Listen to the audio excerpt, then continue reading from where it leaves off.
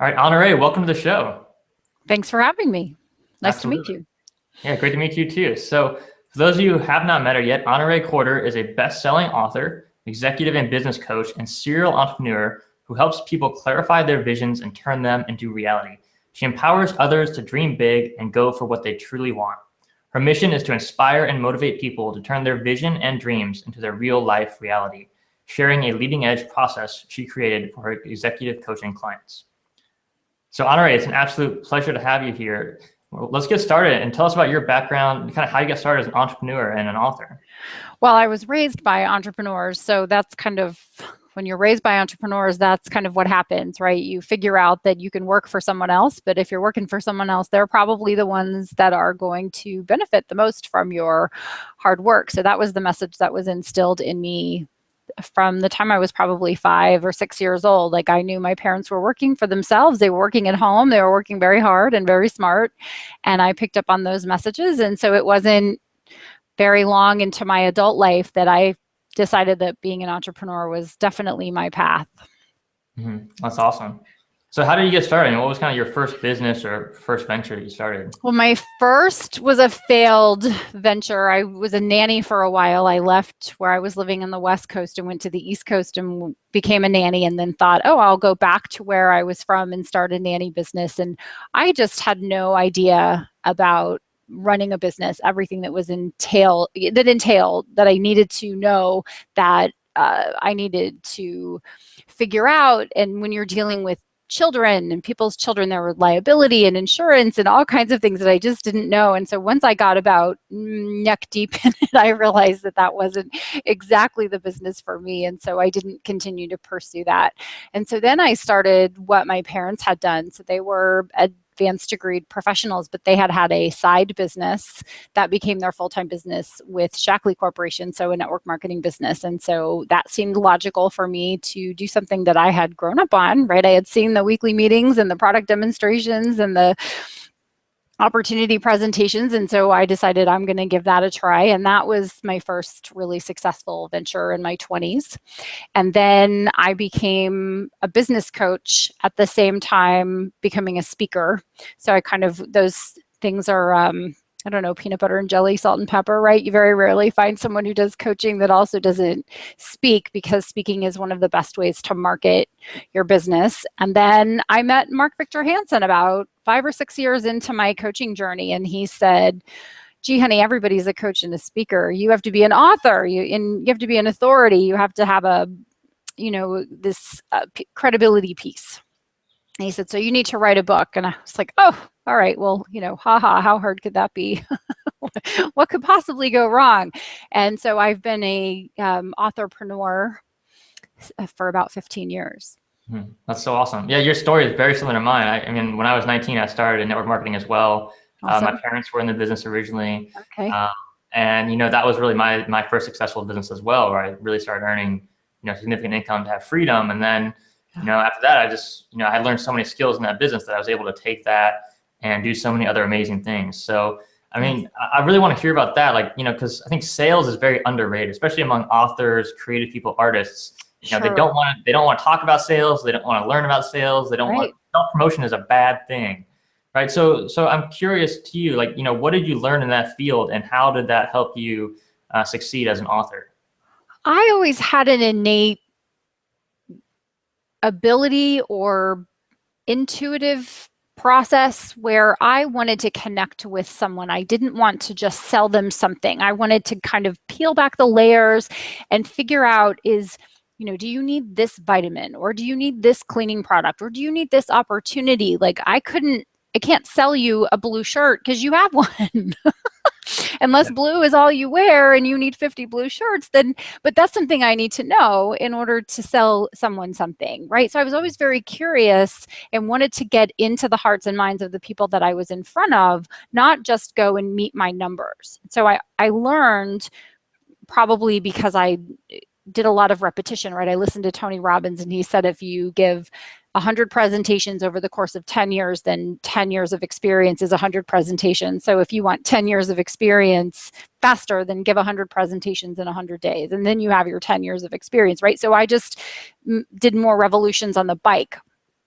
turn the wheel over faster and got in front of more people. And so I got very good at sitting down with someone and saying, wow, I see you have a blue shirt there. Is blue all you wear? No, I need a red shirt now. Okay, well, I might have a red shirt. Let's find out if that red shirt works for you. See if we have your size, if we have the fabric that you like, et cetera, et cetera. And so learning those skills, once you've learned them and mastered them, there's something you always have. There's something you can use in every conversation, whether it's networking or selling or writing a book or anything, right? All of those skills stay with you. They're like in your pocket that you have all the time. And so once I had those skills, I was able to teach them and I was able to write about them. And I was also able to use them to sell my book, which I think there's something that I'm trying to overcome. I'm the little ant that could. I think the reason we are connected is because I'm doing a project called Prosperity for Writers, and I did an audio program, and I'm writing a book of the same name to help writers, specifically authors, aspiring authors, to remove the blocks that they have around making money with their writing. So they think somehow because they are an artist that they have to be starving. And whenever I say to someone, have you ever heard of a starving artist? They say, well, yes. And it's a real thing, right? We believe that if you're an artist, you have to be starving. Like that's a thing. And if you're an artist and you're not starving, then you must be some kind of magical creature. You must be a leprechaun or a unicorn, right? Something that doesn't really exist. So you're Tom Cruise or Julia Roberts or Adam Levine, right? All of those are artists that are very, very wealthy, but there's something special about them. It's probably not something that I could do. And so I'm in this pursuit of changing that process. And it's by teaching people that it's okay to be an artist and it's okay to sell and earn money from what you do and the thing that you do that you love. It's okay to write a book and then sell lots of them. So lots of people either enjoy your writing because you write something that's entertainment solely, or you write something that is beneficial and they can learn from it. Either way, you do well from doing good. Absolutely. Yeah. I mean, for me, it's just all about adding value. I mean, if you add value to enough people's lives, they're going to want to buy your book. They're going to want to, hear you. They're going to want to give you money because they appreciate what you're doing and they're getting value in return. So I think as long as you're focused on adding that value, you're going to have a successful result. Yes, I totally agree. That's awesome. So, I mean, what was kind of one of your biggest challenges? I mean, getting started as an author, coming from the business world, coming from sales, how did you break into that world? I mean, I know you had Mark Victor Hansen who was, telling you what you should do, but I mean, how did you actually go about that and make that happen, make that a reality? Well, I wrote my first book, which was Tall Order, and then Mark Victor Hansen and Jack Canfield said that when they were marketing Chicken Soup for the Soul, it was a self-published, right? Originally a self-published book that they sold to a very small press, and that they decided to do 7 things every day for their book. And that's what they recommended. So I said, okay, well, if it's good enough for them, good enough for me. I'm going to do 7 things every day to market my book. And one of the questions that they asked was, would you like to buy between 10 and 100 copies of my book? So that was my question. When I would call people, I would say, I'm coming out with this book. Would you like between 10 and 100 copies? Or would you like 1,000 copies? And so that's how I sold 11,000 copies of my book before I ever even got the first printed books delivered to my door. Which, by the way, when you order 5,000 books, you're thinking it's going to be millions of boxes and it's going to be this amazing thing. And they're like 4 boxes that show up and you're like, wait a minute, where are all my boxes? But you asked about my challenge. And so my challenge was in perceiving myself and seeing myself as an actual author. Because when you are a self-published author, even today, although it is very, very accepted, much more accepted than when I published my first book a decade ago.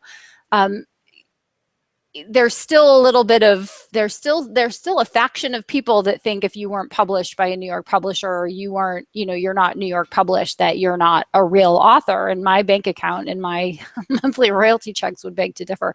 But the biggest challenge that I had was actually seeing myself as an author, because I bought into that stigma, especially a decade ago, that I wasn't a real author. And once I had published about 6 or 7 books, I was at a cocktail party and someone said, what do you do? And I said, oh, I'm a coach and a speaker. And my COO at the time said, and she's an author. She writes books. And the person said, "Do you write books?" And I said, "Yes, I've written several books." And after that conversation, she said to me, "You could lead with that." That's kind of a big deal, being an author. And I said, "Well, but I'm not a big A author. I'm not a New York author. I'm not a, I didn't go to NYU. I didn't get a journalism degree, but I was just writing books because I wanted to, what you said, add value, right? Be of service, help people." And she said, "I think you need to accept that." And it actually wasn't long after that that I had a big time publisher of a major publication say, "I actually love the way that you write, and you are a capital W writer. You just have to own that." Mm-hmm. So awesome. so I had to have that external validation, which in retrospect, I wish I just would have published my first book and then done a little hair flip and said, "Okay, so I'm an author, here we go," and have owned it much sooner. So maybe I can say that, and someone that is listening will hear that and say, "I've self-published a book. I guess that makes me a real author," because it does. Absolutely. Yeah. I mean, it's all about self-image, right? Self-confidence and accepting that that's who you are. Because I mean, I had the same thing, when I first wrote my first book and published it, I was like so embarrassed. I didn't want to tell anybody I'd even published my book, because I had to self-publish on Kindle. It was, I wasn't a real author, and it took time until I finally accepted, okay, I am an author. This is real. I've done this, and it doesn't matter if I don't have a big New York publisher behind me, because this is who I am. This is what I do. Yes. Yes.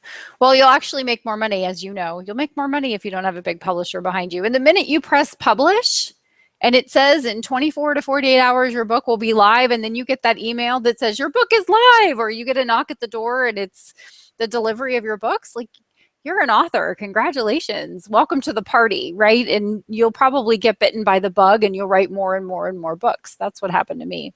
Absolutely. Yeah, it's so much fun. It's addicting, right? It is. Yes. Yes. That's awesome. Yeah, well, I know you write a lot about personal development. You're very big into personal development. So I'd love to hear about that. I mean, was direct sales the way you got involved in personal development, or how did you get into that? Sure. I think, being a network marketing veteran, that they will say your external world is a reflection of your internal world, right? The more you work on yourself, the bigger your business will get. The more attractive you become to yourself, the more attractive you become to others. Those are axioms that you hear in every weekly conference call, in every annual meeting you attend or local meeting you attend. And so it wasn't long after I was in network marketing that I was given, read Think and Grow Rich, and read it every month until you are rich. And one of the big books that I helped to sell a lot of in my business was Who Moved My Cheese, which was a big book back in the day, before I really got bit by the bug of reading and reading and reading and reading. And now I'm always reading 3 or 4 books. I'm always writing 3 or 4 books. It's all about the books. Yeah. The cycle, right? Constantly learning, constantly teaching, constantly learning, constantly. Yes. Yes. Yes. Yeah, that's really cool. So, I mean, how do you stay so productive? I mean, I looked at your website, and you've got this media section on your website, and you've got a list of like hundreds of interviews that you've done, articles in the press, articles in the media. I know you've got over 20 books on Amazon, I think. You've been very, very productive. So how do you maintain that productivity? Like, what is your, take us through your day or your work stuff, your work habits. Sure. So my day starts about 4:30 in the morning, and I get up and I do a practice that you probably know about called the Miracle Morning.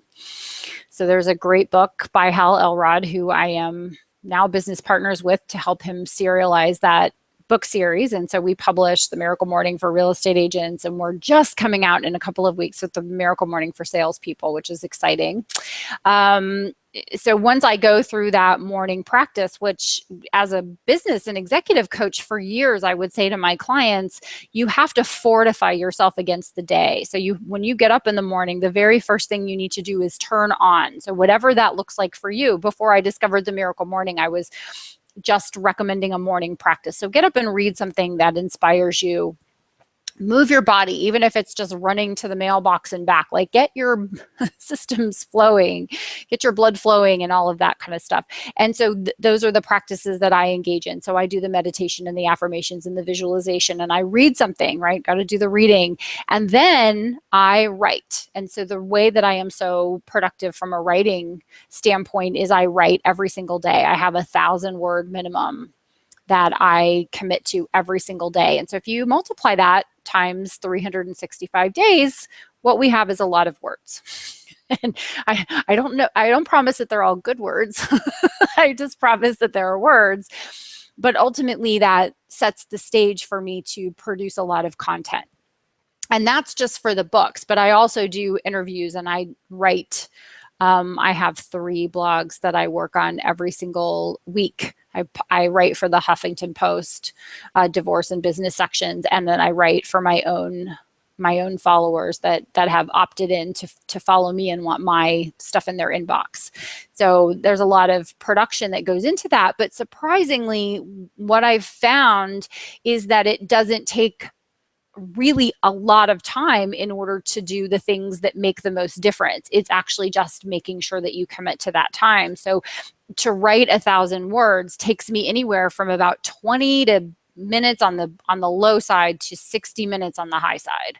So that's 1 hour to produce such seemingly a lot of content. And I think part of the reason that I'm able to do that is because I've built that muscle, right? Like when you first do something, your muscle is weak. And the more I do it, the better I get and the faster I get and the more clean those initial drafts are. And then if there's anything else that I have to do, it's committing to just finding the time to make that happen. But then I'm done by, 10 or 12. And then I can turn my eyes to other projects. And that's including like calls and interviews and those kinds of things. Like I'm usually done fairly early in the day with my commitments. Some days earlier than others, but that's how I'm able to maintain a production schedule. I'm very strict with my production and I don't give myself a pass. So there might be a day or days, lots of days that I don't feel like doing it. And the answer is, so what? Do it anyway. That's awesome. That's awesome. So how do you kind of manage your ideas and activities and projects? Because I know, you're writing for different blogs, you've got books, you've got all kinds of things you're writing for. And for me, I've always got a notebook. I'm always jotting down ideas. But I'm really curious to see, how do you keep track of those ideas? Because obviously, when you sit down at the computer, you're not just staring at a blank screen. Like, what do I write today? It sounds like you have a system for what you're going to do. So how do you develop that system and what do you do to keep on track? Well, trial and error is how I developed the system. I think if I were to talk to my younger self, right, or to someone who's listening, it's work until you figure out what works for you. So for me, I always have the book that I'm writing. I have the book that I'm finishing and polishing and the idea that I'm percolating, like the something that I'm capturing ideas and thoughts for. I tend to use Evernote quite a bit and to store things, but I also use something called the bullet journal because I'm a little more tactile and I gave up paper for a while. I was very anti-paper and then I discovered the bullet journal, which is bulletjournal.com. And it's not a journal necessarily that you buy. It's a journal system that you customize for yourself. And they have the guy who did it, and gosh, I forget his name. I recommend bullet journal enough. We should be friends, actually. That guy, whoever he is, we should be friends. Is now I'll go to a meeting and there will be 6 people at the table and they'll all have bullet journals because I've got everyone on the crack. But he'll say, have a page where you're capturing everything. So when I'm working on an idea, I can sit down and pencil out or put in pen ideas for that project. And it always stays on that page. And then when I'm ready to actually execute it. So when I get up in the morning and I get ready to write my 1,000 words, I open the document and I'm off to the races. Like I don't have writer's block because I've primed the pump with the ideas. I'm just ready to rock and get the ideas out on paper. But that takes figuring out your own psychology and your own belief system and also practice, a lot of practice. Eventually it just shows up. Absolutely. Yeah. I mean, it's like, for me, it's like I'm constantly working throughout the day. I follow a very similar system. It's like, whenever I get the idea, I write it down. And then when I go to my writing time, it's there, it's ready. I don't even have to think about it. I'm just ready to go off the races. And it's exciting. I think it's really exciting for me when I know what I'm going to do, right? Like the ideas come as they come, inspiration comes. I don't know how that works, but then I write it down and store it in one place and I'm just ready to go. Yes. And it's like the writer's block doesn't really exist for me anymore. I mean, how do you feel about that? I listened to Maxwell Maltz's Psycho-Cybernetics that was done by Dan Kennedy. Do you have that audio program? He has a whole section in there about how at the time, I think he was saying he was writing multiple articles and multiple books on a monthly basis. And he said, writer's block wasn't an option. He just had a belief that when he sat down to write the words would flow through him. And it was long before writing a book for me was even a thought. It wasn't even a spark, but I would write things. I would write coaching programs or whatever. And so I just decided to take that belief on that whenever I sat down to write something, I didn't need to be facing east, listening to Mozart on a Tuesday, right? It was like, if I had time to write, I needed to be able to produce something. And so I just decided to take on that belief. And I think it really is as simple as, this is my belief. When I sit down, I'm going to be able to do whatever, right? When I have an interview, whenever I have an interview, I'm just going to be able to engage with you and answer your questions and give you what you need to hear and what your audience needs to hear. If you get too much in your mind and out of your heart, that's when you get stuck, I think. Mm-hmm. Absolutely. Yeah. I mean, it's kind of like the chicken and the egg. It's like, does the belief come first, or does all the work and putting the effort in to make it happen? It's like, you kind of need both, but yeah, it doesn't matter. Just do it. Just do it. Exactly. Yeah, it doesn't matter. Just do it. Yes. That's awesome. Well, I know you work with some really high-end coaching clients, executive coaching. Tell us about that, and what are kind of some of the common challenges that people are facing today, that your clients are facing, and how do you help them overcome those? Sure. So my clients are generally people who are at the very top of their game. So they are CEOs of corporations, they're managing partners of law firms or investment banking firms, or entrepreneurs who are running multiple businesses. And their challenges are that they don't have anyone to talk to who understands them, right, from a psychological perspective, and they don't have anyone to talk to that understands business. So their spouses are generally stay-at-home, either husbands or wives, right? So I have both high-level folks that have husbands that stay home and take care of the kids, and they have wives that stay home and take care of the kids. And so their spouses don't necessarily understand business. And so then they go to the office, and who can they talk to? Well, they can't talk to their boss if they have one, right? If they're not quite the CEO, they're in the C-suite. You can't go to the CEO and say, I'm feeling a little down about myself today, because that doesn't work, right? I'm lacking in belief. Am I doing a good job? So that you never show your cards in the corporate world in that way. You can't talk to your subordinates. You can't talk to your board of directors. And so who do you talk to? Well, if you have one, you talk to your business coach or your executive coach. And so I offer not just an ear, but I offer a sounding board, because I am a businesswoman and I understand business and I understand people. So I'm walking them through what you're asking are their challenges. They're having challenges with themselves. They're having challenges with other people. They're having challenges with making the right decisions, because they have the weight of the world, the weight of the company on their shoulders. And so they need someone sometimes just to talk to, so that they can kind of work it through. I don't know if you're like that, but when I have something that's really heavy on me, I just pick up the phone and call one of my coaches or one of my mastermind partners, and I just kind of talk through the situation, and then I'm able to work through it. But if I don't have someone smart on the other end of that phone, right, then I'm not able to work through that problem. And so that's really what I provide for my clients, is strategic planning, accountability, and then a soft place to just really be authentic and share with me what's really going on with them. Because without a doubt, like, the bigger someone is, like the bigger the name, right, the more they are still human, and they still have doubts and fears and perceived shortcomings, right? The things that they think are shortcomings within them, and they need someone to encourage them. And I am that for them. And it's an honor to do that. Mm-hmm. Yeah. Absolutely. Yeah, I totally agree. I think that's so important. And yeah, my own experience from my own life, I've got coaches, and with my clients, so like a really high-end actually business coach hired me like a couple of months ago, and, we got on the phone, we were doing the coaching, and at the end she was like, wow, that was like so easy. It was like exactly what I do with my clients, but you were doing it with me. And it was like, And she was kind of like amazed at that. And yeah. but it was like, the breakthrough was huge. I mean, like we like literally half an hour, we had this idea that was going to like, grow a business probably 50%, Awesome. And like the idea was already there. Just she needed that space to communicate that. And like you said, have that sounding board. I think that's so important to have other people that you talk to that are high end, that are on your level or slightly above, that you can share your big ideas, your big dreams with, your big breakthrough moments. Because if you're surrounded by people who aren't on that level, you can't get those ideas out. You can't express them fully. And it's very hard to turn an idea that you can't even express into a reality. Correct. That's true. That's true. Yeah. That's awesome. So how long have you been coaching? 15 years. Wow. That's amazing. Yes. But since the earth cooled, it feels like, I mean, when I first started, I was explaining to people what a coach was by saying, did you ever play t-ball or little league?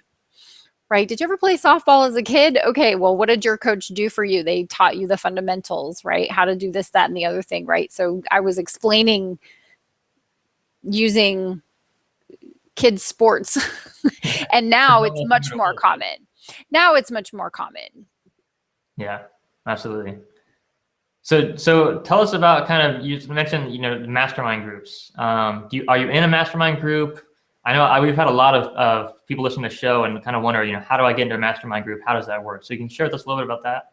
Well, mastermind groups are like Fight Club. So you can't really, the first rule of mastermind groups is you don't talk about your mastermind groups, but I have had, I'm in two, and I have been in one for 10 years, and I've been in one for 10 minutes. So I just joined a new one. And if someone wants a mastermind group, because people ask me all the time, like, how do I start it? And I would say always start with, and this is a lesson that I learned, is start with assembling a group of people to whom you can add value and from whom you can receive value, so that everyone at the table brings a little piece of knowledge that you don't have, but you have knowledge that they don't have. And so you can come together and be bigger, right? So that you have some synergy, and so that the sum of the parts is greater than the sum of the whole is greater than the sum of the parts. And so my original mastermind partners are self-published authors that I met a decade ago. And we just decided that we were not only going to be friends, but we were going to talk every single week. And we talk about every single week for the last 10 years. I mean, we've probably missed, 10 or 20 times in 10 years. I talk every single Monday at 7 a.m. Like, that's how I start my week, is here are things that are going on with me. Here are my issues. Here are my opportunities. Here's what I accomplish. Here's what I want to accomplish. What's up with you? Mm-hmm. And so it's identifying one or more people where there's this synergistic relationship. And I know there are a lot of high-level masterminds, and I'm in one of these, right, where it's pay to play, where you pay to be in the company of other people that you want to learn from and who want to learn from you. And so those exist. I mean, there are all male groups. There's nothing for women. So I'm considering starting like a bigger mastermind for women. That there's something called Mastermind Talks that Jason Gaignard puts on once a year. And I went to that last year and met amazing people. And that's a little bit different of a format, because it's just more networking and people talking. Whereas a networking group that meets on a regular basis, it's, everybody gets the hot seat, everybody brings their issues and their opportunities, and all of that is discussed. There's some high level planning that goes on. Masterminding comes from, as I'm sure you know, Think and Grow Rich, Napoleon Hill, and his book from before that, which is Law of Success. So you can find some guidance on mastermind groups. But I highly suggest that everyone have a coach, a mentor, and a mastermind group. And I think those are the three things that you need to really take your game constantly to the next level and constantly be growing. Otherwise, you're going to hit your upper limit at some point. Mm-hmm. Absolutely. Totally agree with that. Well, I know you shared some amazing information with us today, Honorée. It's been a pleasure. But kind of the last question that people always want to hear on the show is about marketing. So share with us kind of, you talked about, doing 7 things a day to market your book. What is kind of your favorite or your most successful marketing strategy that you'd like to share? My favorite? Do I have to pick from all of my marketing children? Share it all, however much you want to share.